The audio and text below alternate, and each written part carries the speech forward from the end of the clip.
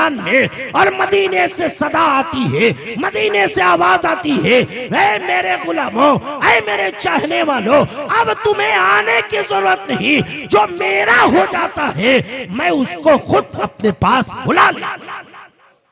लोगों, आंख वैसी तो हो, दिल वैसा तो हो ना। आंख 40 साल में हमने वैसी बनाई, न दिल 40 साल में हमने वैसा बनाया, और जिन आंखों ने वैसी आंख को बनाया, प्यारे वो कुरान पढ़ते थे तो अपनी जिंदगी भर की राज की बातों को देख लेते थे, दिल में वो चीज रखते थे, तसव्वुरात की दुनिया में आंखों को बंद करते थे तो दिल में मदीना नजर आता था। और वही आशिक मुस्तफा जो दिल को साफो पाक कर करके दुनिया से जब चला गया, कब्र में जब लेटाया गया, फरिश्ते आकर के जब तीसरा सवाल करते हैं, मन को मा कुंता तकुलो फी हक़्क़ि हाज़ा रजुल, तुम इस मोहम्मद के बारे में क्या कहते थे, तो मचल करके गोया कि यही कह देता है जो दिल में मदीना बैठा करके गया है, वो यही कहता है। फरिश्तों पूछते क्या हो, लो सीना चीर कर देखो,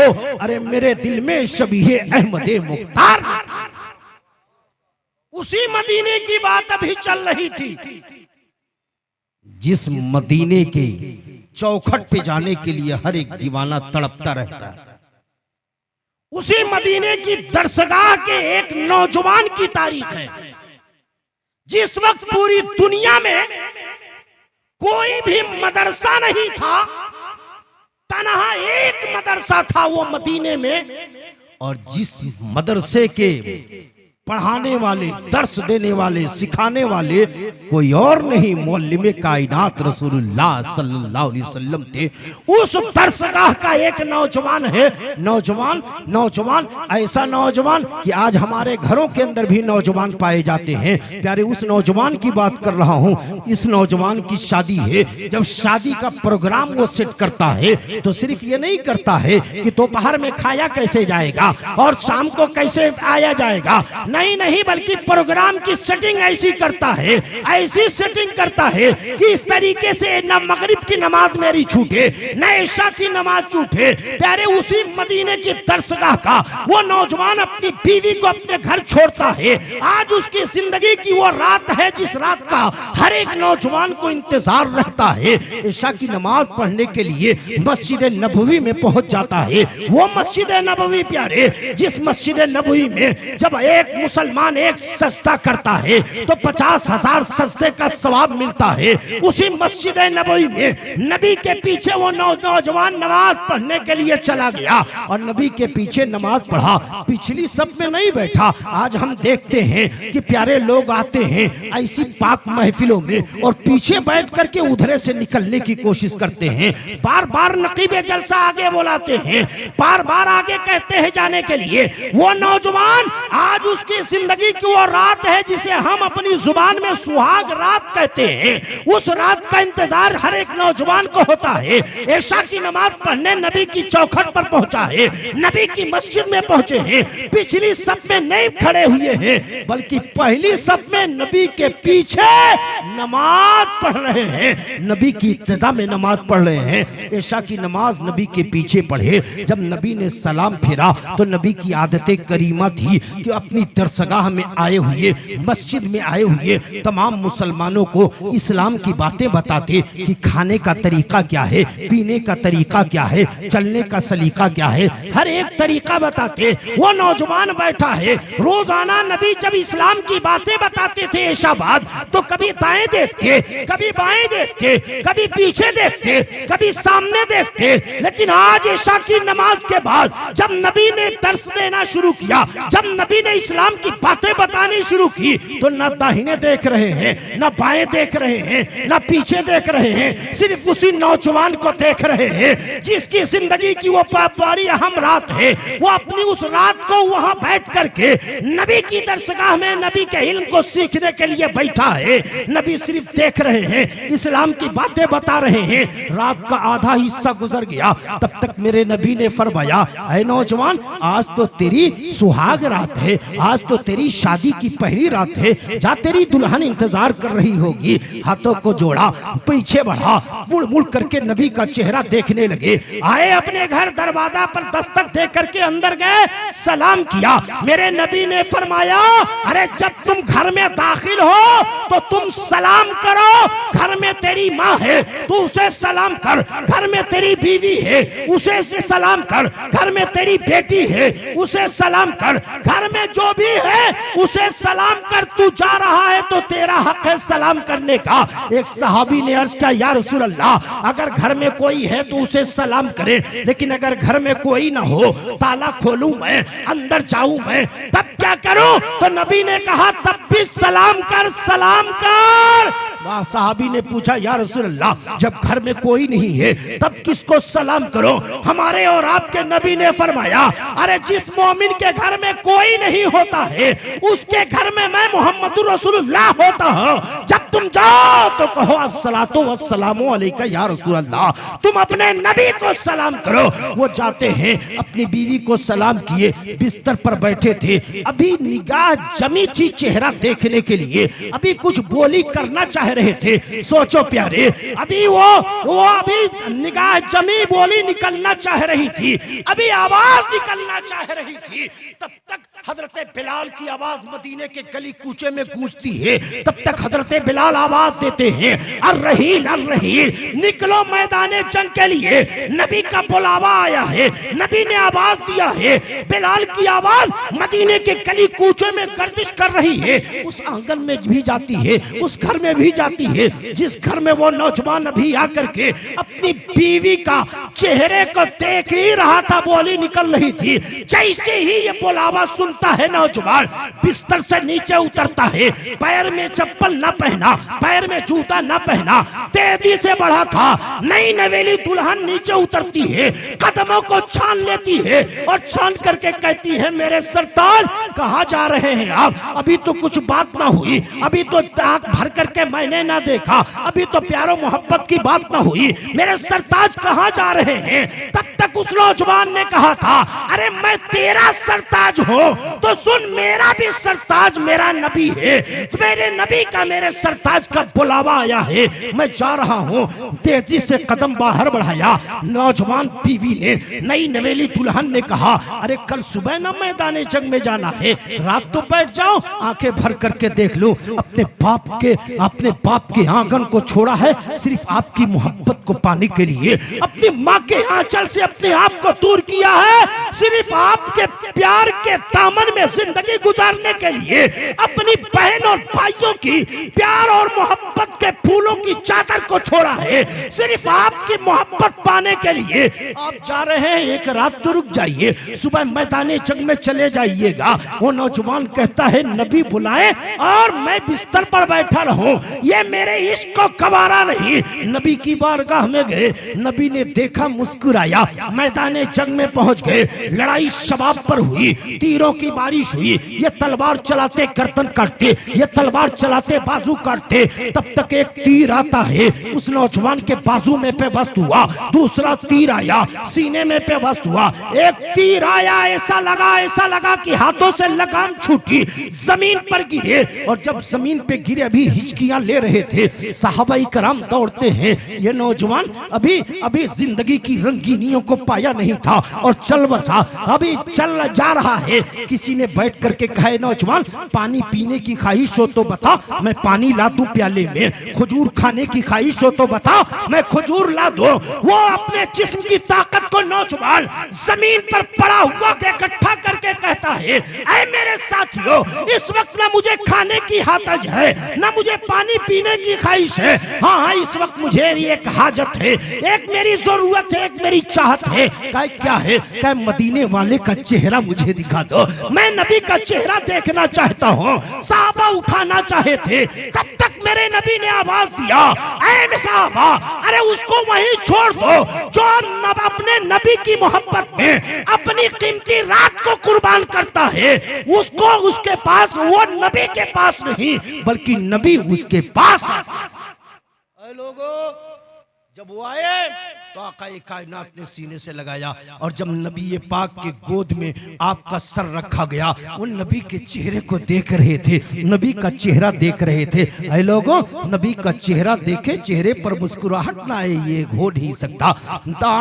जिस्म से रूह परवास कर जाती है और जब जिस्म से रूह परवास कर गई, आपकी गोद में उस नौजवान का सर है, नबी पाक की आंखों से आंसू गिरने लगता है, आंखों से आंसू गिरता है, चेहरे पर मुस्कुराहट आती है। नबी मुस्कुरा भी रहे हैं, आंखों से आंसू भी गिर रहा है। सहाबा की निगाहें जब नबी के चेहरे पर पड़ती है, हैरत में पड़ते हैं, हाथ जोड़ते हैं, फिदा का भी उम्मी या रसूल अल्लाह, मेरे माँ और पापा पर कुर्बान हो या रसूल अल्लाह। ये तो ना समझ में आया, रोना तो समझ में आया, लेकिन रो भी रहे, मुस्कुरा भी रहे हैं। दो अलग अलग चीजें दो वक्तों की है, मुस्कुराहट कैसी, रोना कैसा, एक ही वक्त में दोनों कैसे। नबी फरमाते हैं, ए सहाबा, मेरे आंखों से जो आंसू गिर रहा है, ये नौजवान था, बड़ा कीमती था, बड़ा जल्दी चला गया, बड़ी मोहब्बत करने वाला था, बड़ा जल्दी चला गया। इसके जाने की वजह से आंखों से आंसू गिर रहा है और मुस्कुराहट मेरे चेहरे पर इसलिए है कि इसने मेरी मोहब्बत में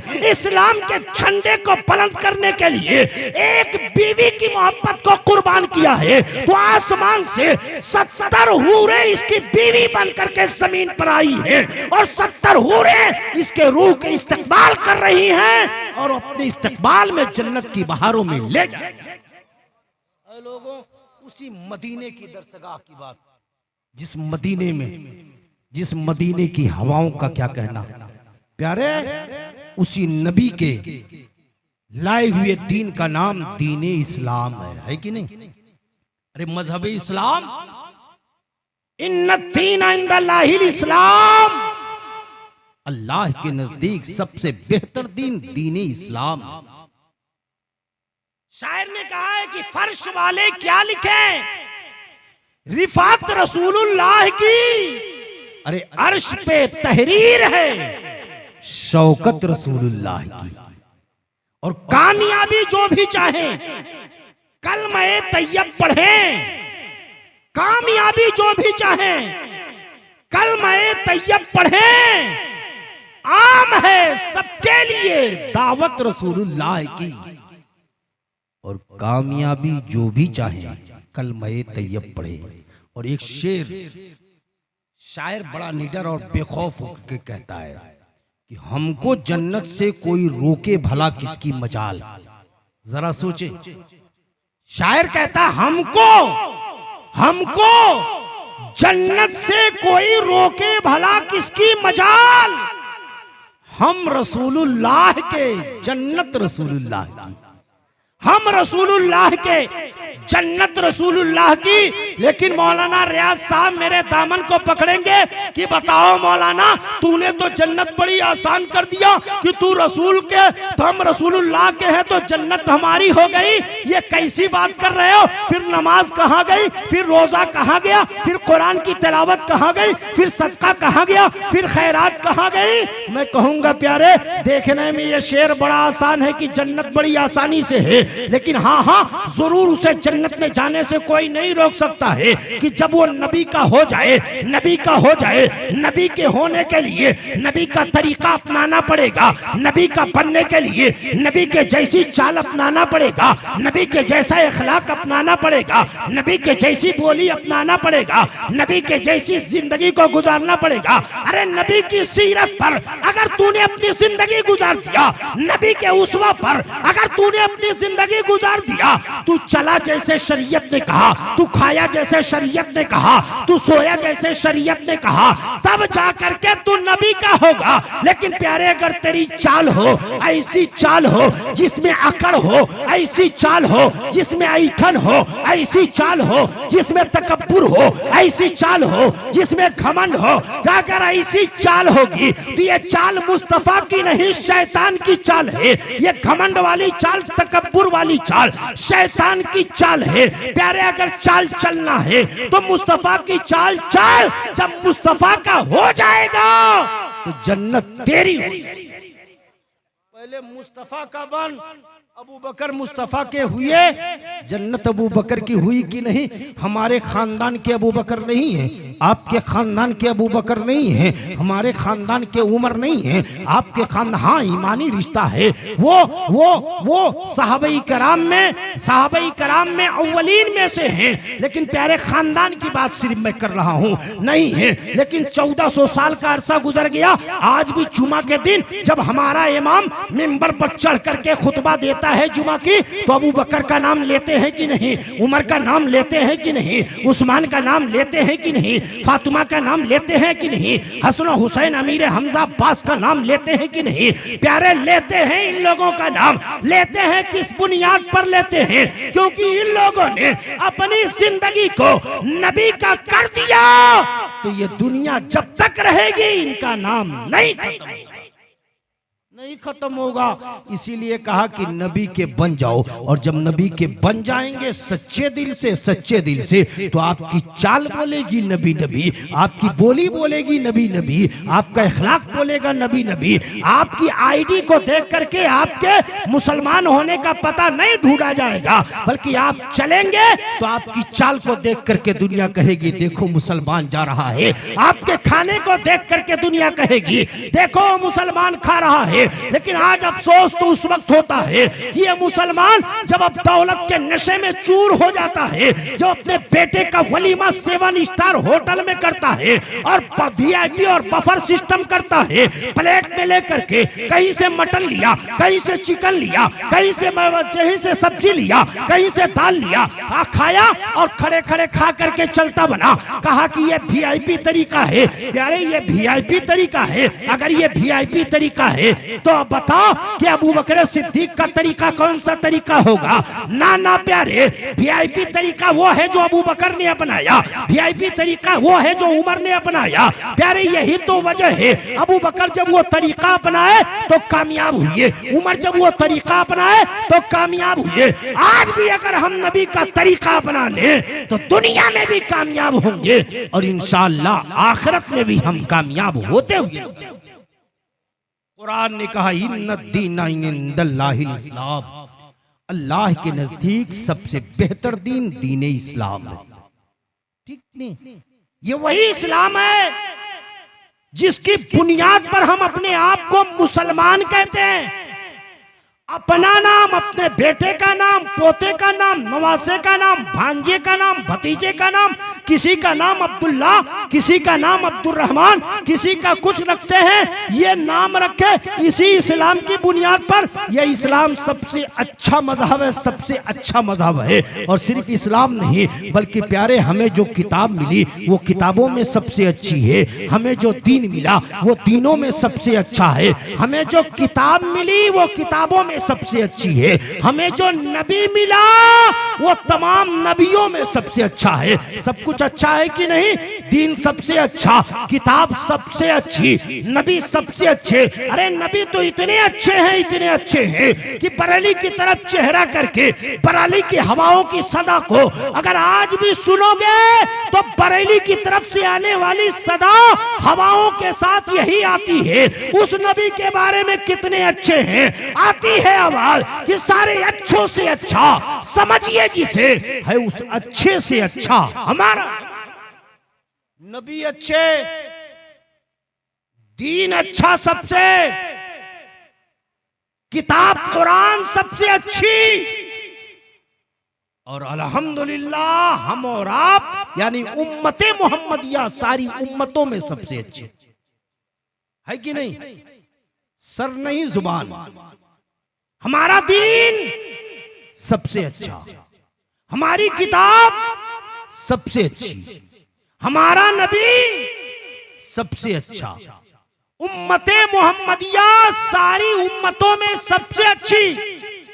सब कुछ अच्छा, सब कुछ अच्छा, तो क्या हमारी जिंदगी, हमारा किरदार भी सबसे अच्छा होना चाहिए कि नहीं? हमारा खाने का तरीका सबसे अच्छा होना चाहिए कि नहीं? हमारे घरों की शादी ब्याह की रस्में सबसे अच्छी होनी चाहिए कि नहीं? हमारी जिंदगी का हर एक शोबा सबसे अच्छा होना चाहिए कि नहीं? सबसे अच्छा होना चाहिए। लेकिन अफसोस तो उस वक्त होता है हमारे घरों की शादियां कैसे सबसे अच्छी होगी, हमारे घरों में कैसे शादी की रस्म की अदायगी होगी, शादी की रस्म के रिवाज की अदायगी कैसे होगी, इसका फैसला हमारे घर की औरतें करती है। हमारी बहू, हमारी बेटियां शादी के मौके पर कौन सा कपड़ा पहनेंगी, इसका फैसला हमारे घर की औरतें करती हैं। नबी पाक ने फरमाया है उन मर्दों को मर जाना बेहतर है जिनके घरों की औरतें घरों का फैसला करती हैं। नबी ने फरमाया है ऐसे मर्द को जीने से बेहतर है मर जाना। प्यारे किन मर्दों के लिए कहा? उन मर्दों के लिए कहा जिन मर्दों के घर की औरतें फैसला करती हैं और हम शादी के मौके पे कहते हैं हमारी नहीं चलती, वही सब चलाती है। यही तो वजह है अल्लामा फैयाजुल कादरी शुरू में बयान कर रहे थे ये माशरा कैसे बिगड़ा, कैसे बिगड़ा, बिगड़ा कैसे है? प्यारे बिगड़ा ऐसे है, ऐसे में बिगड़ा है कि जब हमारे घरों से इस्लामी लिबास उतर गया तब हम खामोश रहे। जब हमारे घर की बहू बेटियों के सरों से दुपट्टा उतर गया हम खामोश रहे। जब हमारे घरों से कुरान की तिलावत की जगह पर फिल्मी गानों की आवाज गूंजने लगी हम खामोश रहे। जब जिन घरों से, जिन खानदान की बहू बेटियों के पैर की एड़ी को कभी किसी इंसान ने देखा नहीं, जब उन घरों की औरतें, बहू और बेटियां बेपर्दा बाजारों में घूमने लगी हम खामोश रहे। जब से हम खामोश रहने लगे प्यारे तबिये से माशरे में खराबी पैदा होने लगी, तबिये से माशरे में बुराई पैदा होने लगी। प्यारे ये नहीं है, ये नहीं है कि हम बढ़े नहीं हैं, जलसों के एतबार से हम पहले से ज्यादा बढ़ गए हैं। एक सर्वे किया था सिर्फ बिहार का, किसी रिपोर्टर ने 1 साल का सर्वे किया था तो सर्वे करके उसने बताया 2000 करोड़ रुपया 1 साल में सिर्फ 500 जलसों का खर्च हुआ है बिहार में। 2000 करोड़ रुपया खर्चा हुआ है। जलसे में हम बढ़ गए हैं, लेकिन प्यारे बता दे जलसे में हम बढ़े तो क्या हमारी कौम के अंदर दीन की लगन पैदा हुई, दीन का जज्बा पैदा हुआ? क्या उनके दिल में नबी के इश्क का चिराग जला?